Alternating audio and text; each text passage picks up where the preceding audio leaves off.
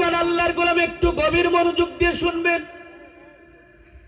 হযরত উমর রাদিয়াল্লাহু তাআলা আনহু তারে তাড়িয়ে দিলেন, হযরত উমরের কাছ থেকে চলে গেল।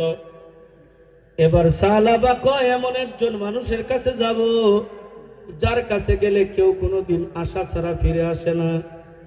তিনি হলেন রাহমাতুল লিল আলামিন। তার কাছে কেউ গেলে কোনোদিন কিছু না নিয়ে ফিরে আসে না। জোরে বলেন ঠিক কিনা? আমার আল্লাহ, কারণ আমার আল্লাহ আমার নবীকে বানাইছো আমার আরসালনাকা ইল্লা রাহমাতাল লিল আলামিন।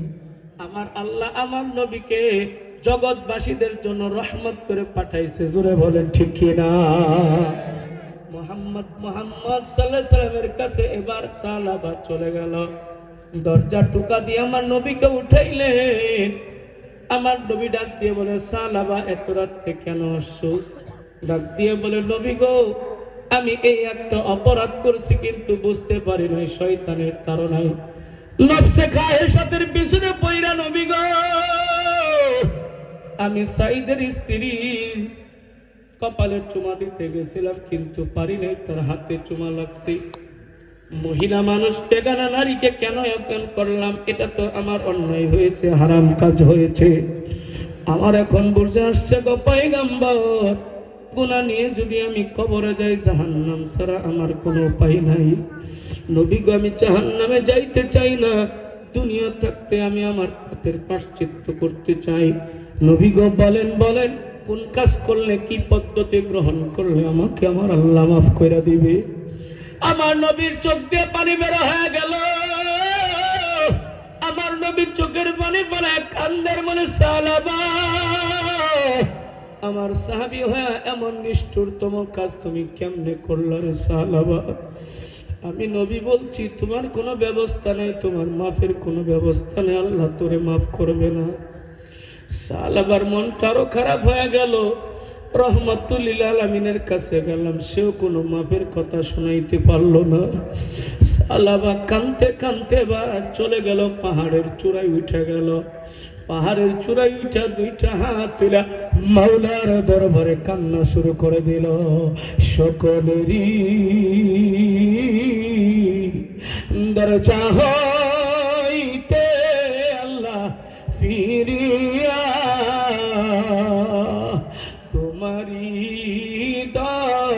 দরজায় রইলা ওহরিয়া।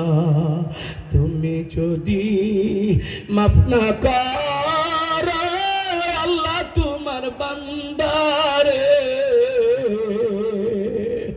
বলো তোমার বান্দা যাবে কার কাছে? বলো তোমার বান্দা যাবে কার কাছে? বান্দা যখন আগুনে আল্লাহ জ্বলিবে, আপনি মাওলা কেমনে সহ্য করিবে? আপনি মাওলা কেমনে সহ্য করিবে? সাহাবা এমন ভাবে কান্নাকাটি করে মানুষ আল্লাহ রাব্বুল আলামিনের রহমতের দরিয়ার মধ্যে জুস লাইগা গেছে। মাওলার কাছে যখন বান্দা কাকুতি মিনতি করে কান্দে, আমার মাওলা সহ্য করতে পারেন, আমার মাওলা তার দিকে মনোনিবেশ করে দেন। আল্লাহু আকবার। আল্লাহর এমন দয়া লাগছে, আল্লাহ জিব্রাইলকে ডাক দিয়ে বলে, জিব্রাইল যাও আমার নবীর কাছে, আমার নবীর কাছে গিয়ে তিনটা প্রশ্ন করবা, তাড়াতাড়ি চইলা যাও। রাত্র গভীর, এই গভীরে আল্লাহু আকবার। জিব্রাইল নবীজির কাছে হাজির হয়ে গেল। নবীজিকে সালাম দিয়া বলি, ইয়া রাসূলুল্লাহ, আমার আল্লাহ আমাকে পাঠাইছে আপনাকে তিনটা প্রশ্ন করার জন্য। আপনি প্রশ্নগুলোর সঠিক সুন্দর উত্তর দিয়া দিবেন। নবী আমার বলে, জিব্রাইল বলো বলো কি প্রশ্ন করতে বলেছে? ডাক দিয়ে বলে, ওগো পয়গম্বর, আমার আল্লাহ বলেছে 1 নম্বর প্রশ্ন, বলেন জমিনের মালিক কে? নবী আমার এমন কমন প্রশ্নের কথা শুই না, চোখ দিয়ে পানি বের হয়ে গেল, কান্না করে দিলেন। ডাক দিয়ে বলেন, জিবরাইল, এই প্রশ্নের উত্তর তো সারা জীবন আমি দিতেছি, এই জমিনের মালিক একমাত্র। জোরে জোরে বলেন কে? আর জোরে বলেন আল্লাহ। আর একটু মহব্বতে বলেন আল্লাহ। আর একটু ভালোবাসা দিয়ে বলেন আল্লাহ। বারবার আল্লাহ বলাইলাম, অনেকেই বলেন নাই, অনেকেই বলেছেন। এরে ভাই, নবীর হাদিস প্রমাণ করে কোন বান্দা কোন বান্দি যদি মহব্বতে ভালোবাসা নিয়ে একবার আল্লাহ বলে ডাক দেয়, ওই ব্যক্তির আমল নামায় আমার আল্লাহ সঙ্গে সঙ্গে 4,500 নেকি লেখা দেয়। মুসলমান আল্লাহর গোলাম ডাক দিয়া বলে, জমিনের মালিক আল্লাহ। জিবরাইল ডাক দিয়া বলে, ইয়া রাসূলুল্লাহ, বলেন আসমানের মালিক কে? এটাও কমন প্রশ্ন। নবী আমার কাদু কাদু কণ্ঠে ডাক দিয়া বলেন, ও জিবরাইল, আসমানের মালিকও একমাত্র আমার আল্লাহ। 3 নম্বর প্রশ্ন ডাক দিয়ে বলে, নবী গো, এই মানুষগুলো আল্লাহ বানাইছে, সমস্ত মাখলুক বানাইছে কে? আল্লাহ। যদি কোন মাখলুক গুনাহ করে ক্ষমা করেন কে? সঙ্গে সঙ্গে নবী জবাব দিলেন, গুনাহগারকে ক্ষমা করে আল্লাহ। এবার হযরতে জিবরাইল ডাক দিয়ে বলে, নবীজি, তাহলে সাহাবা যে আসছিল, আপনি তাকে কেন বললেন না আল্লাহ তোরে ক্ষমা করে দিব, তওবা কর, গুনাহ মাফ চা? আপনি তো তারে দূর দূর করে তাড়িয়ে দিয়েছেন, তোরে আল্লাহ ক্ষমা করবে না। আপনি কেন এটা বলেছেন? আল্লাহর কাছে বড্ড খারাপ লাগছে, এই জন্য আল্লাহ পাঠাইছি। এখনো সময় আছে পয়গম্বর, সাহাবাকে আইনা শুনিয়ে দেন, আল্লাহ তোমারে ক্ষমা কইরা দিছি। আরে মুসলমান, এই কথা শোনার পর আমার নবী কান্না শুরু করে দিলেন। গভীর রাত্রে নবী সাহাবীদেরকে চিল্লায় চিল্লায় ডাকতে শুরু করেছেন। নবীর আওয়াজ পাইয়া সাহাবায়ে কেরাম সবাই দৌড়াইসা গেছে, না জানি কোন অঘটন ঘইটা গেছে। এখনো ফজরের টাইম হয় না। আল্লাহু আকবার, নবীর চিৎকার শুনে সাহাবীরা চলে আসছে। নবী আমার ডাক দিয়া বলে, ও সাহাবীরা রে, যাও যাও, অমুক পাহাড়ের চূড়ায় সালাবাতুল আনসারী আছে, ওই সালাবাতুল আনসারীকে অত্যন্ত সম্মানের সাথে, ইজ্জতের সাথে আমার সামনে হাজির করাবা, কেননা সালাবাতুল আনসারীকে আমার আল্লাহ ক্ষমা কইরা দিছে। হযরত ওমর ডাক দিয়ে বলে, ইয়া রাসূলুল্লাহ, ওকে ডাকার জন্য আমি যাব, কারণ সে আমার কাছেও গেছিল, আমি তারে দূর দূর করে তাড়াইয়া দিয়েছি। আবু বকর বলে, ইয়া রাসূলুল্লাহ, আমাকে অনুমতি দেন, আমি ডাকতে যাব, কারণ সাহাবা আমার কাছেও গিয়েছিল, আমি তাকে দূর দূর করে তাড়িয়ে দিয়েছি, তাকে মাফের কথা শোনাইতে পারি নাই। আমার নবী বলে, না না না, তোমাদের মতো বৃদ্ধ মানুষ দিয়ে চলবে না, যুবক মানুষ লাগবে। নবী আমার তখন হযরত আলী এবং হযরতে তলহাকে ডাক দিয়ে বললেন, তোমরা দুইজন যাও, সালাবাতুল আনসারীকে তোমরা সম্মানের সাথে আনবা, আর বলে দিবা নবী তোমাকে ডেকেছে। নবীর মাধ্যমে আল্লাহ জানায় দিছে, তোমার জীবনের সব গুনাহ আল্লাহ ক্ষমা কইরা দিছে। মুসলমান ভাইরা রে, আমার এই কথা শোনার পর হযরতে তলহা এবং হযরতে আলী দুইজন চলে গেলেন সালাবাকে ডাকার জন্য। সালাবাতুল আনসারী অনেক উপরে পাহাড়ের চূড়ায় দাঁড়িয়ে আছেন, কান্নাকাটি করতেছেন। দুইজন নিচ থেকে ডাকে আর বলে, ও সালাবা, চলে আসো, তোমাকে আল্লাহ তাআলা মাফ করে দিয়েছে। সালাবা ডাক দিয়া বলে, কই, আমার আল্লাহ তো বললো না আমাকে মাফ করে দিয়েছে। কই, নবী জানাইয়া দিছে, নবী বলেছে তোমাকে আল্লাহ মাফ করে দিছে। কই, নবীর কাছে আমি আর যাব না, কারণ একবার গেছিলাম, নবী আমারে তাড়াইয়া দিয়েছে। আমি আমার মালিকের কাছে সরাসরি শুনতে চাই, মালিক আমাকে বইলা দিবে তোরে মাফ কইরা দিছি। হযরত আলী ডাক দিয়ে বলে, সালাবা, পাগলামি কইরো না, পাগলামি কইরো না, আল্লাহ সরাসরি তোমারে কোনোদিনও বলবে না, কোনোদিনও বলবে না। আল্লাহ নবীর মাধ্যমে জানায় দিছে তোমারে মাফ করা হয়ে গেছে। সালা বলে, না না না, আমি যাব না। কই, না গেলে জোর করে নিয়ে যাব। ডাক দিয়া বলে, তোমরা যদি আমাকে নিয়ে যাইতে চাও তাহলে আমার একটা শর্ত পালন করতে হবে। শর্তটা যদি পালন করতে পারো তোমাদের সাথে যাব, অন্যথায় আমি যাব না।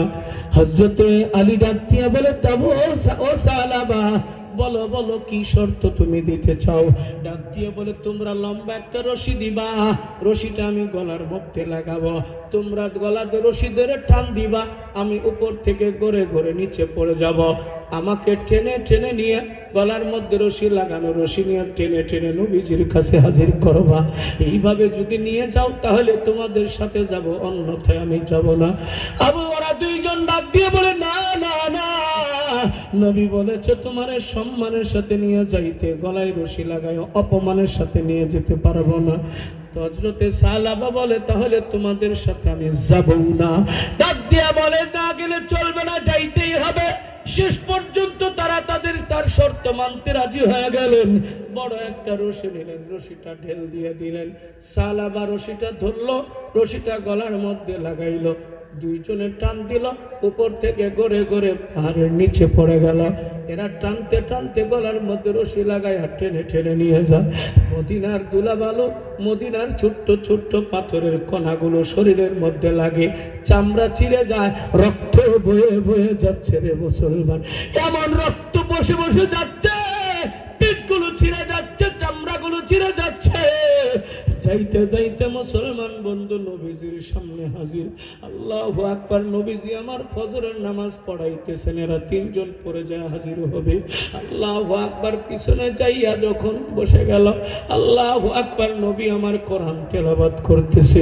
কাল্লা সাউফা তা'লামুন সুম্মা কাল্লা সাউফা তা'লামুন কাল্লা লাউ তা'লামুনা ইলমাল ইয়াকিন لترون الجحيم ثم لترونها عين اليقين ثم لتسألن يومئذ عن النعيم আল্লাহু আকবার। আয়াতগুলো যখন সালাবার কানের মধ্যে লাগা গেছে, সালাবার সহ্য করতে পারে নাই, এমন জোরে একটা চিৎকার মারছে, এক চিৎকারে কলিজাটা ভাইটা সঙ্গে সঙ্গে মৃত্যুবরণ করেছে। নবী আমার নামাজের অবস্থায় জোরে একটা চিৎকার আওয়াজ শুনলেন। সালাম ফিরানোর পর নবী আমার পিছন দিকে চলে আসলেন। আসার পরে দেখেন সালাবা আর নাই, সালাবা কলিজা ফাইটা দুনিয়া থেকে মৃত্যুবরণ করেছে। শরীরগুলো পাথর দিয়া একেবারে কেটে কেটে গেছে, গলার মধ্যে রশি লাগানো। নবী আমার ডাক দিয়ে বলে, আলী, আমার সালাবাকে তুমি কেন এমন করে এনেছো? ডাক দিয়ে বলে, ইয়া রাসূলুল্লাহ, তার শর্ত মানতে গিয়ে আমরা এটা করতে বাধ্য হয়েছি। ডাক দিয়ে বলে, এমনটা করা ঠিক হয় না। কয়, আসে না যে এই জন্য আমরা করতে বাধ্য হয়েছি। নবী আমার বলেন, সালাবা রে, দুনিয়া থেকে বিদায় নিয়ে চলে গেলি, আমি তোরে শোনাইতে পারলাম না, আমার আল্লাহ তোরে মাফ কইরা দিছে। নবী আমার ডাক দিয়ে বলে, ও সাহাবীরা রে, যাও যাও যাও, সালাবাকে সুন্দর করে গোসল দাও, কাফনের কাপড় পরাও। সালাবাকে সুন্দর করে গোসল দিয়া কাফনের কাপড় পরাইয়া খাটিয়ার মধ্যে উঠাইয়া নবী আমার বলল, নিয়ে চলে জানাজার মাঠে, আমি নিজে সালাবার ইমামতি কইরা জানাজার নামাজ পড়াবো। আরে মুসলমান, আল্লাহর গোলাম, সালাবাকে মদিনার মাঠে হাজির করা হলো। ইমামতির জায়গায় হযরতে সালাবাকে রাখা হয়েছে। নবী আমার চতুর্দিকে ঘুরে কিন্তু ভিতরে প্রবেশ করে না। ঘুরতে ঘুরতে ঘুরতে ঘুরতে জানাজার জায়গায় নবী আমার একটু ফাঁক কইরা বুড়ো আঙ্গুলের উপরে ভর দিয়া দিয়া আস্তে আস্তে করে নিজের আঁটু সাটু বানাইয়া নবীজি বুড়ো আঙ্গুলের উপর ভর দিয়া দিয়া আস্তে আস্তে করে জানাজার নামাজ উপস্থিত হয়ে গেলেন। আল্লাহু আকবার বলে নামাজ শুরু করলেন। আল্লাহু আকবার, সালাম ফিরে নামাজ শেষ করে ফেললেন। সাহাবায়ে কেরাম বিষয়টা লক্ষ্য করে দেখেছে। এ মুসলমান, ওমর রাদিয়াল্লাহু তাআলা ডাক দিয়ে বলে, ইয়া রাসূলুল্লাহ, ইয়া হাবিবাল্লাহ, আগেই তার লাশ স্থাপন হবে না। আমার দুইটা প্রশ্ন আছে। এক নম্বর প্রশ্ন, আপনি একজন বেবিচার, একজন পাপাচারের জানাজার নামাজ পড়াইছেন, আমার কোনো আপত্তি নাই। তবে আরেকটা আপত্তি গো পয়গম্বর, আপনি যখন জানাজার নামাজে আসতেন তখন কেন বুড়ো আঙ্গুলের উপরে ভর দিয়া দিয়ে আসতেন? ওইখানে কোনো কাদা মাটিও ছিল না, কোনো আবর্জনাও ছিল না, কোনো কাটাকুটাও ছিল না। আপনি কেন এমন করে আসতেন? কারণ আমরা জানতে চাই। হযরতে নবীজি ডাক দিয়ে বলে, সাহাবীরা রে, আমি যা দেখি তোমরা তা দেখো না। সাহাবীরা বলে, ইয়া রাসূলুল্লাহ, আপনি কি দেখেছেন? ডাক দিয়া বলে, ও সাহাবীরা, তোমরা জানো না আল্লাহ সালাবাকে এমন ভাবে ক্ষমা কইরা দিছে, সালাবার জানাজার নামাজে লক্ষ লক্ষ ফেরেশতা হাজির হয়ে গেছে। আল্লাহু আকবার, জোরে কও। এমন ভাবে ফেরেশতারা দাঁড়াইছে, আমি পা রাখবো, পা রাখার মতো কোনো জায়গা ছিল না। এই জন্য আমি ফাঁক দিয়া দিয়া বুড়ো আঙ্গুলের উপর ভর দিয়া দিয়া আমি জানাজার নামাজ পড়াইছি। এরে মুসলমান, আল্লাহর ভয়ে কোনো বান্দা বান্দি যদি চোখের পানি ফেলায় কান্দে, আমার মালিক ডাক দিয়া বলেন, ওই চোখটা কোনোদিনও জাহান্নামের আগুনে জ্বলবে না। এই জন্য মুসলমান, আল্লাহর ভয় করা দরকার আছে না নাই? আরেকটি হাদিস শুনাই, নবীজি আমার ডাক দিয়ে কয়, কিয়ামতের ময়দানে যখন সূর্যটা আধা দুপুর উঠে যাবে, সূর্য এমন ভাবে তাপ দিবে, তাপের কারণে মাথার খলিগুলো টাস টাস করে খুলে যাবে, মাথার মগজগুলো বের হয়ে থাকবে। সূর্যের তাপের কারণে মাথার মগজগুলো গলে গলে পেশাব পায়খানা রাস্তা দিয়ে পড়তে থাকবে। এরে মুসলমান, এমন একটা বিভীষিকাময় অবস্থায় নবী